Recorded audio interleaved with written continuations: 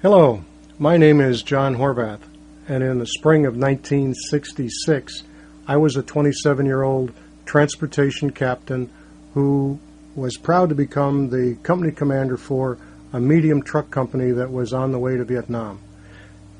This is our story as we moved from Pope Air Force Base to McChord Air Force Base to Tacoma Outport, to Guam to pick up fuel, to Qui Nhon Harbor, and then finally to Phu Thai Valley, about 10 miles inland from Qui Nhon.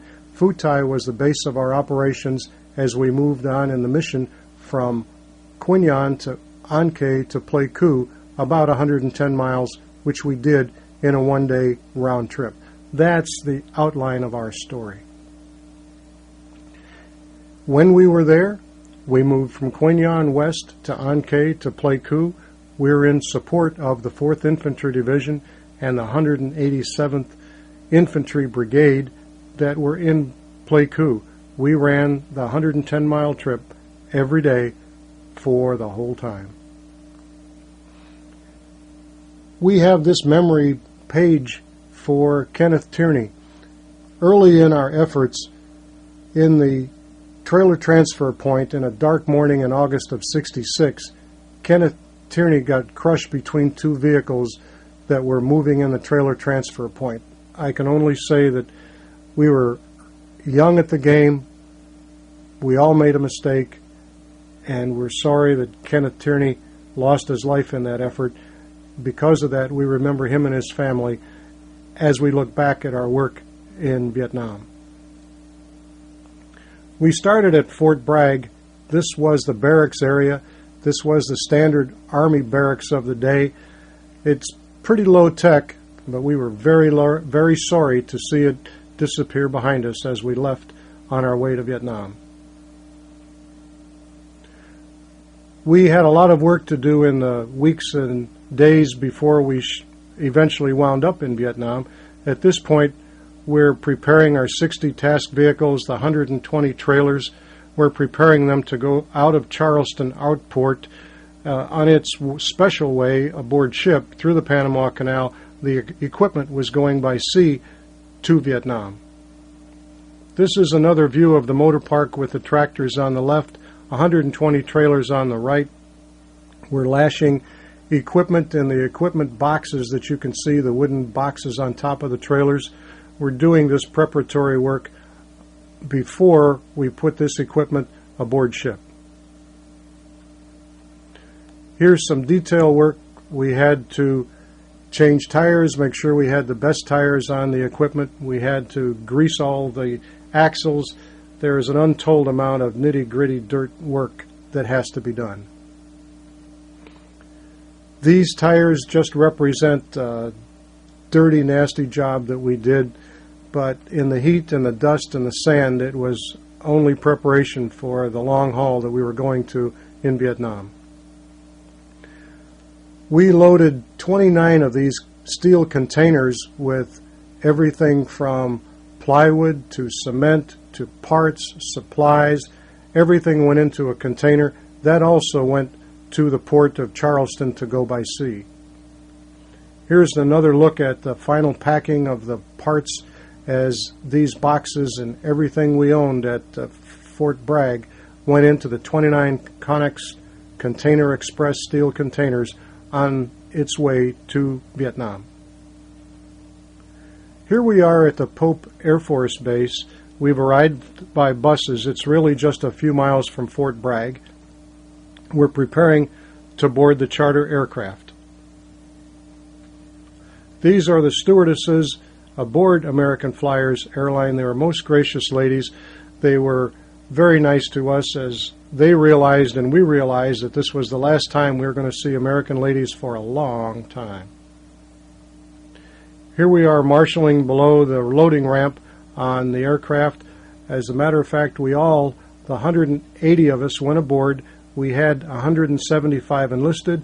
Myself, we had 3 lieutenants and 1 warrant officer were our complement as we went to Vietnam. Here we are on the way up the loading ramp onto the aircraft. When we got to Tacoma Outport, we got there via a short bus ride from McChord Air Force Base. We shared the troop ship with several thousand members of the 4th Infantry Division who were from the nearby Fort Lewis. These are members of the families of the people from the Fort Lewis Brigade waving goodbye to their troops. Since we were from Fort Bragg and far away, we didn't have anybody to wave to, but we kept a close eye on the dock. This is us up aboard the decks of the USNS John Pope. It's a standard troop ship, and this was a normal look on the 18 days on our way to Vietnam. We had to schedule time on deck in order to do physical training. Other than the physical training, we had one hold down below where we had our whole 180 people in one troop hold aboard ship. Our 18 days aboard ship are over, and now we're on the beach at Qui Nhon. We're waiting for the 2.5-ton trucks and the buses to be ready to take us the 10 miles inland to our base in Phu Thai Valley. We are having a landing craft bring us to this point, and the landing craft are nosing up to the beach, and we're waiting for our whole complement to be on the beach to get set to go on to our next step in the route. Here we are in the Phu Thai Valley as some time has passed. We've built up a maintenance shop. We have pierced steel planking on the floor and a tin roof.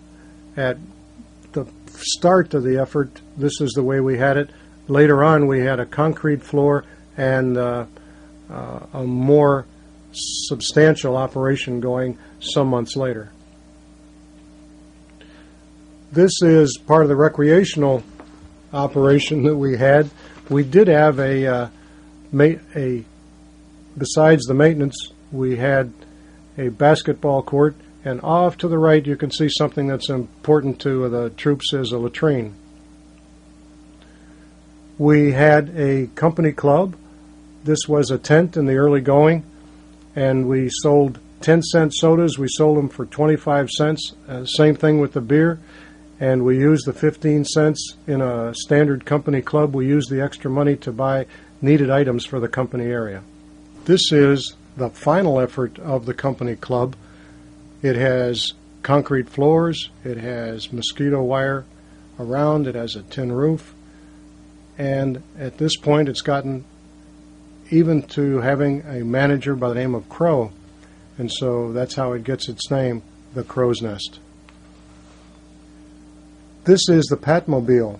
As the company commander, I was on convoy every third or every fourth day, and I was able to, at this point, in the fall of 1966, get armor plate with a light machine gun in the back of the Jeep. That's why it's sloped that way, because there's a pedestal under the tarp. And it was known as the Patmobile because my wife's name was Pat, and around the compound in those days I was conversationally known as Robin for the driver, and I was known as Batman. We were out on the road the way it shows here in this picture. We were out with them a total of 20,000 miles in the 9 months. Halfway to Pleiku was a town of An-Khe, and at that point we came to a halt, which is shown here, and the local baby sons, we called them, would come around with cokes to sell them to the drivers. We would pay for them in the local currency known as piastres. We'd stay there about 15 minutes. We were under the control at that time. We were under the control of the military police, who sent the convoys out one at a time along this route. We were sharing the territory with every other group on the road, and they tried to keep like vehicles together. In our case, with 100 to 110 tractors and trailers, we were a whole outfit all unto ourselves. And then we move out from An-Khe to Pleiku. This is a normal view of the highway. On the right-hand side, the reason I took this picture was because it's the remnants of a French highway construction crew from back in the 50s. That's what the road roller is. And then behind it on the left is a standard look at tractor trailers moving off into the dust. As 110 vehicles, we covered a pretty long piece of territory on the highway. And then finally, this is the final picture of this group. This is convoy on the road. We had at least 2 jeeps with each convoy, one normally toward the front and one normally toward the rear, and we would trade back and forth, making sure that we knew who was with us, and that if anybody had broken down, we'd leave a jeep with them until one of the bobtail trailers was able to pick him up at the rear. We normally went with 2 bobtail trailers, so when we left an area, we took everything with us. It was normal that we would have one breakdown, and that's all we needed was 2 bobtail tractors, one for the tractor and one for the trailer. When we left an area, we left it clean. So this is the end of the photos that I'm showing you at this time. I'm going to go now into some home video. Now, it was 8mm film that I took at the time, trying to show what we were doing in the trucking business on our way from Fort Bragg to Vietnam. This is a short view of the stewardesses from American Flyers Airline. They went with us from Pope to McChord Air Force Base. This is Pope Air Force Base, just a few miles from Fort Bragg. We came there in these buses, and we're preparing to go by charter on the American Flyers Airline. This is our dog Hunts. One of the drivers had the dog and donated the dog to us. We took it to Vietnam, and eventually, after 10 or 11 months, we took up a collection and made sure that the dog came home, because a normal tour was a 1-year tour. So here we are. Here's me with the sidearm. At the time, I'm preparing to go aboard the aircraft. Now you're going to see that we're passing Mount Rainier. And an interesting story was that one of the drivers could make himself cough up blood. He had some kind of a minor stomach ulcer. And so he coughed up blood at about this time when we passed Mount Rainier. We turned him over to the medics and the personnel people on the ground. And what eventually happened was that a relatively short time later, about 6 weeks, he returned to the company in Vietnam. He had only delayed his trip.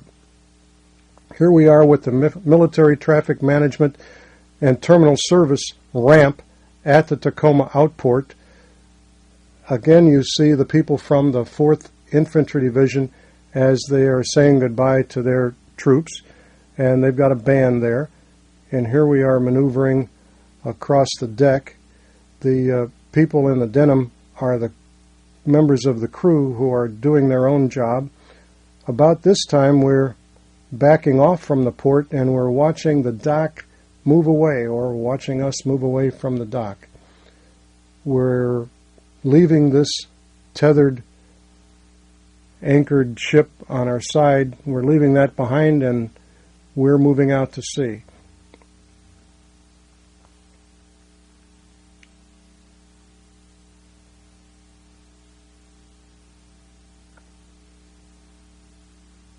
I'm quiet now because I'm thinking about those times, and we all had kind of a low point at that point, because at this time all of the work was gone and we were on our way. That was my driver. His name was Pharaoh Manley. Pharaoh Manley and I were able to get together after all of this was over. This was what we saw in 18 days worth in the Pacific on our way to Vietnam. This is the Guam oiling dock that I mentioned earlier. We spent less than 8 hours here. The members of the crew of the Pope were able to go ashore, and a couple of those in the 6 or 8 hours, they missed the ship on the way out. They had to be brought out with some kind of a small ship in order to maneuver onward. But what you're looking at is the oiling dock at Guam. Here is Tom Moore. Tom Moore went to John Carroll University. It had ROTC for transportation, and this is myself. This is John Horvath, and both Tom Moore and I went to John Carroll University. Here we are at the dawn of our tour in Vietnam. This is Qui Nhon Harbor, and we are going onto a barge off of the Pope and then going off of the barge into the landing craft. And so you'll see some time here as they move us onto the landing craft. Each man gets his duffel bag down onto the landing craft, and these are other landing craft that are coming along for a subsequent load of troops.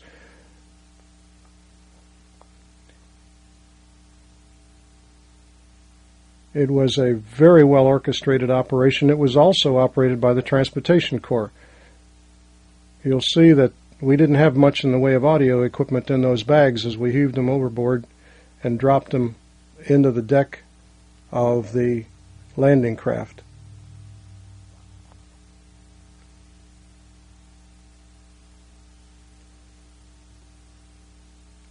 This is how we got down into the deck. This little dog was, incidentally, a mascot for the landing craft crew. And you see Hunts in the background. That was our mascot dog. We're moving away now. We're moving away from the Pope. This was the Pope's first stop in Vietnam. They went on to Cam Ranh Bay and took more troops that they dropped off at other ports on the way south in Vietnam. This is a look down over the landing craft bow door, and it was really strange for us to see transportation motor pool buses to pick us up, part of us. This is our advance party had put up the 64th Trans Company sign. We moved off the main highway, moved in past the village on the right, and moved into the tents that they had set up for us. We had about an 8-man advance party that had gone over there. This then is my sleeping quarters that was left over from a previous unit, so this is not a tent.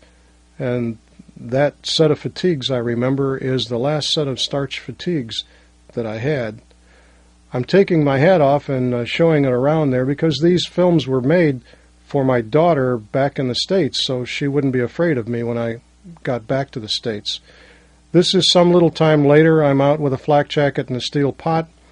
One of my vehicles had wrecked on the side of the road. We'd gotten a wrecker to come out and pick it up, and now it's going back to the home area at the end of a hook. We're going to turn now and look at the burned hillside. That's because a fuel tanker had come through this same area at the same turn just a short period before, had a wreck there, and burned. Now we're looking back into the company area of our unit. On the right is our tents, our motor pool, 64th Transportation Company motor pool. That's the officers' quarters. That's a guard on post on the side. That's our barber shop. Now we've swung to the right. That's the village outside the fence. We're coming back toward our fence. Now we're coming in past the guard post, the latrine, the barber shop, the officers' sleeping quarters. Now we're looking back out as we check a truck. Now this young man is escorting the local workers who are filling sandbags. We're looking now past the orderly room, past the Jeep, past my sleeping quarters, past the dining hall. These are things that were built up in the subsequent time as we worked in the area. This was our shower with a pair of tanks up above. We filled those tanks from a water tanker and then let the water come down by gravity for our Jones Beach bathhouse. That was our shower facility there. You're looking down at our fence line. We're working on the fence line. That's local rice paddy area on the far side of the fence. In this photo, I've been able to get a ride in a helicopter in order to see what the road looked like from above.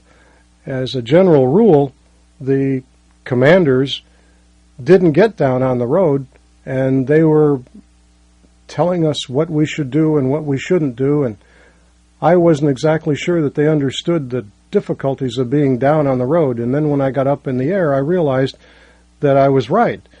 From the air, the road looked level. It looked as though it was a highway, and you couldn't understand why all the vehicles just couldn't stay in line the way they could stay in line on a road in the United States. But I knew from having been down on it at that time, and eventually 20,000 miles worth, that it was rough, it was potholed, and at this point in particular, we're going up the Ankei Pass. It would take about an hour in the lowest gear of the 10 gears that we had on a tractor to climb this pass. You can see that it's totally dusted in the curves. There's very little in the way of pavement at that point.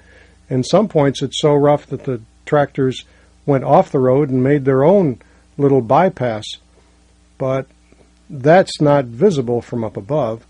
That's only known to the people who are on the highway. We've got some glare on the screen now, but what we're doing is we're landing in Ankei, which is the home of the 1st Air Cav Division. They've got about 480 aircraft there, and another one is coming in to land. This is their buildings in the background, and this is all new to me, so I'm taking a close look at how these other folks live. I don't like what I'm seeing here. They've recovered an aircraft and it's in for repair, and they've got the back off of it. Now we've had lunch and we're bringing our helicopter up to a hover.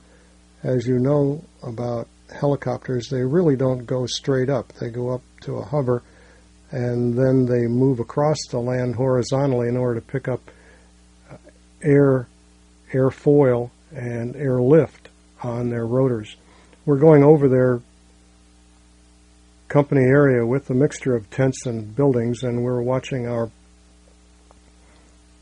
shadow, and now we're going up the Mangyang Pass. There are 2 passes involved in going to Pleiku. One of them is the Ankei Pass, and one of them is the Mangyang Pass. This particular one is the Mangyang Pass. This one is a little bit shorter. It's also in the lowest of low gears. Instead of taking an hour, it takes about 40 minutes. Now we're back down on the highway, and we're got a lot of glare and dust and some foliage on the side of the road. We're going to be at the back of the convoy at this particular time. All the jumping and the maneuvering on the part of the screen is what happens when I hold the camera as straight as I can and the roadway moves the vehicle around it. It's a bumpy ride. Remember I said before I was trying to figure out why the people who flew overhead couldn't tell how bumpy it was for us. We're traveling at the rear of the convoy now. We've got 2 bobtails ahead of us and a miscellaneous Jeep that's joined us for the run to Pleiku. We're going to have some dust and glare in here, but this will give you a feel for what we're in the whole way. It's about a 6-hour ride up and about a 5-hour ride back. So this gives you an idea what our drivers did every day. This is more glare, this is more dust, and more hammering on the highway. We're getting set at this point to go around the Ankei Pass, and it's interesting for me to do it in just a few moments on this film after having done it so painfully for so many times in the past. But our guys did a heck of a job as they were doing it. At this point where I take the opportunity to filter out some of the Army of Vietnam 2.5-ton vehicles that are going past us. I'm looking back now halfway up the Ankei Pass. These are empty Army tank trucks going back to Qui Nhon for another load. We're sitting a little bit higher on the pass. They're going downhill, empty. Normally, with our transport operation, we would go loaded from right to left. At the same time, I'm looking down at a Vietnamese civilian bus. That's a normal load for a small rig of theirs. They were out there on the highway with us, and they were a real challenge to try to keep everybody safe. We didn't do it all the time, but we tried. You can see that there's no pavement here. Now we moved out of the Ankei Pass to one of the approximately 35 Bailey bridges that span various culverts and rivers on our way between Qui Nhon and Pleiku. I'm modeling the flak jacket and leaning up against the radio antenna. We have some Mamasans with their yokes over their backs carrying their supplies of theirs. The Bailey bridges were the military answer to the broken bridge that was there beforehand. It was a one-way bridge. Here we're looking in our company area at a civilian fire that's outside of the area. We really don't know what is happening, and typically you think that later on you'll find out what happened, but we never did. This is a picture looking inside the wire, and we were reinforcing the tents. This is a picture toward the rear of the company area, and we're kind of surveying the area. We've left our company area at this time for another look at the Ankei Pass. This is an area that we knew as the Devil's Hairpin because in a lot of ways it seemed as though the tractor was meeting the tail of the trailer as he got around it. It was the most vicious turn that we had in the whole 120 miles. Now we've crested the top of the Ankei Pass and we're moving along the first of the plateaus on our way to the Central Highlands. We're looking back toward the lowlands, back toward Qui Nhon, back over the 50 miles. We've got, at this point, the 1st Air Cav Division on one end of the building and the Communist Red Star on the other end of the building, and sometimes we wondered just who was in control. At this point, this is the Ankei marshalling area. We've got an engineered dump truck convoy ahead of us. They're making their way out. At this point, it's not an engineer truck company. This is a Montagnard Mountain Indian in the Highlands at Pleiku. This particular tribe is the local Indian group. They are moving one of their tents. We're made a quick back onto the ground. We're seeing the French road roller. We're looking at a retrieved helicopter. And now we've moved on to Pleiku, to the marshalling area. We're watching the Patmobile in operation. This is Pharaoh Manley and I. We're working on getting the tarp free so that we can work the M60 machine gun. Thankfully, we didn't have any requirements to use it, but this is an M14 in my hands. At the early going, we had M14s. It was only later that we got M16s. The convoy marshalling area is this particular point where our drivers would go away, drop their loads, pick up an empty, and now come back here in Pleiku to wait for the return convoy. This is the Batman symbol around the Patmobile over to the Robin symbol. This is a look at some of the mud splash that came up. We had a muddy climate in Qui Nhon and a muddy climate in Pleiku and a dusty climate in one and a dusty climate in the other, and we traded them every day. This is the company commander's Jeep 64th truck number 64, the Patmobile.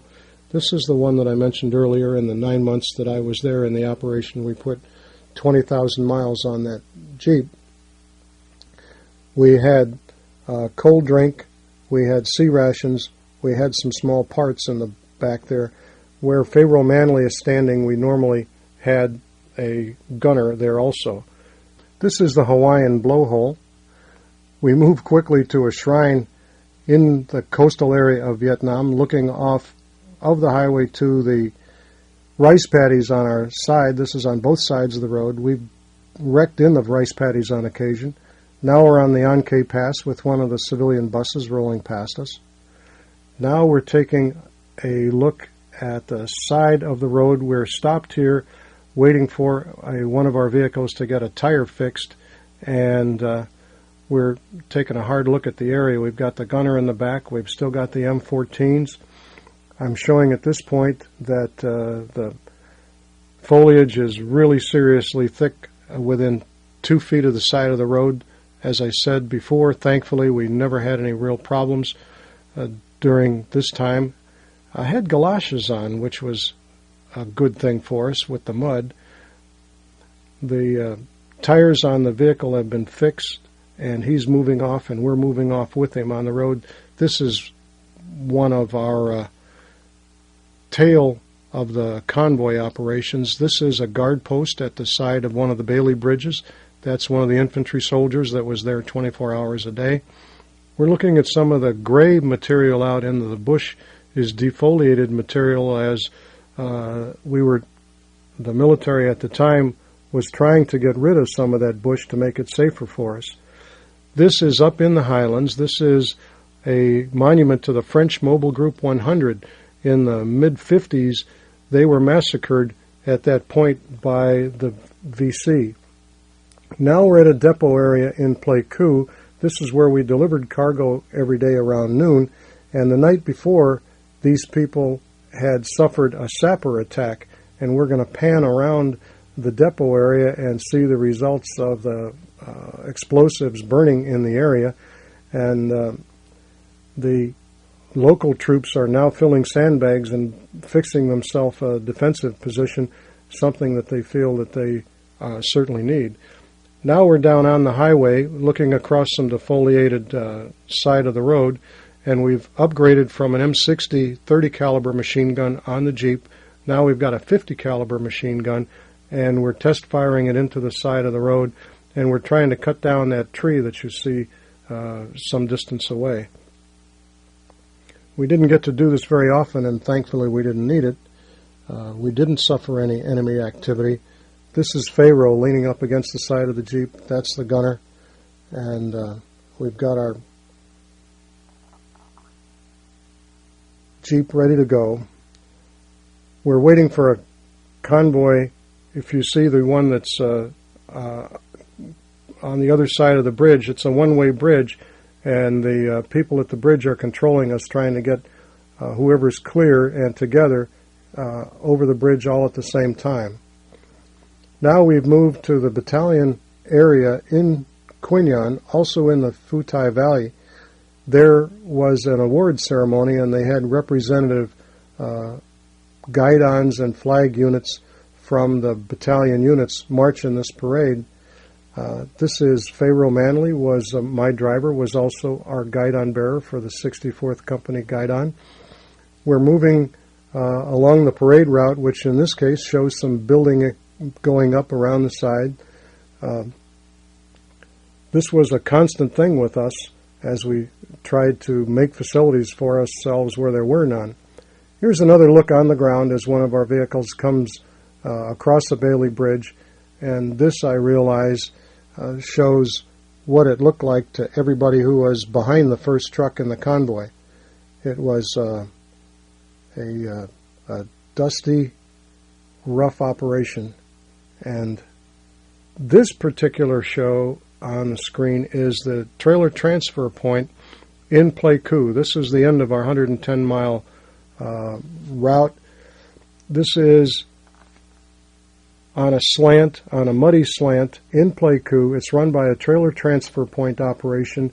We would go and drop our loads as far forward as we could at the 4th Infantry Division, or at the Engineer Depot, or at the Quartermaster Depot, or the Ammunition Depot. And on our return trip, we would come back here. If we couldn't find an empty at the faraway depots, then we would come to the trailer transfer point. We find ourselves now in another effort on the helicopter end of it. We're in the Highlands, I can tell by the smoke, which in this case is not smoke, it's clouds. We didn't have much in the way of clouds down in the Qui Nhon area, only rain clouds. We're snaking our way across the Highlands, and we're showing in this particular show, we're getting a feel for the vibration of the helicopter. I'm holding the camera still, but you see the movement. It's interesting to note that when you're in the helicopter, you really don't notice the vibration. It's only when I'm here sometime later watching it on film I realize that it was severe, but when you're there, you don't notice it. As you're looking down at the ground, you can see the curves in the highway. You can see the bypasses that trucks have made over time in order to avoid a particularly bad piece of road. Again, it's the kind of thing that looking at it from above doesn't look rough, but when you're down on the ground and you've experienced it with me over the past minutes of this film, it's a really rough highway. There were some tracked vehicles at various points on the road, and interestingly enough, we really were not able to call to them on our radio call signs, so it had to be a local incident that they would have to respond to.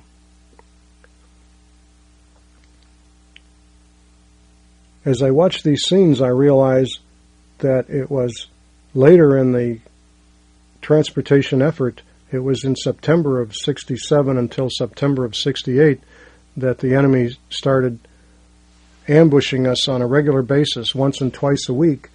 The overall figures were that our unit, our overall transportation unit, lost 35 men killed during a 2-year period. This 64th Truck Company, I later went and researched all of the activities of the company. To the best of my knowledge, in the 5 years that we were there, we lost 8 people in the Vietnam War. One of them was Kenneth Tierney that happened during this time, and then 7 more were lost during the subsequent 4 years. The company was deactivated in April of 1971. So we got there in August of '66, so there was 4.5 years in our efforts there as our truck company. At this point, we're showing our unit move from Qui Nhon to Pleiku. These are our own vehicles. We loaded them with our own gear. We were the first truck unit to move into the Pleiku area. Instead of just having empty trailers and a few people to turn them around, now they had a full unit up there to provide maintenance and a place to sleep and a secure area from which to further support the transportation in Pleiku. This is a civilian bus that lost its axle, and the people are really pretty inventive and pretty resilient in gathering their gear, and then the people involved with the transportation will fix it and away they'll go. This is the new company area in Pleiku. You'll see that we have built ourselves wooden floors onto the general purpose medium tents, and we've got our stick-built homes going up here. This is actually that early one was the mess hall. This piece here is going to be my sleeping quarters, and the fellow doing the work up there, his name is Galzinski. He was a Polish displaced person and came to us as a driver, and doing this in 1966. You can see beyond our latrine the clouds, and you can see the hills of Cambodia. We've made a long move from Fort Bragg, and this is where we are now in May of 1967. These tanks, these Navy cubes, are being moved into place to be used as our shower in Pleiku. The unit moved twice more into final quarters in the next year in Pleiku, so there were a total of 4 moves that were made concerning the company. Once into Phu Thai, once from Phu Thai to Pleiku, and 2 more moves in Pleiku. Here we go again, we're building a new maintenance shed. Well, that's our story, and we're glad that you were able to take a look at medium trucking from Fort Bragg to Pleiku. Thanks a lot.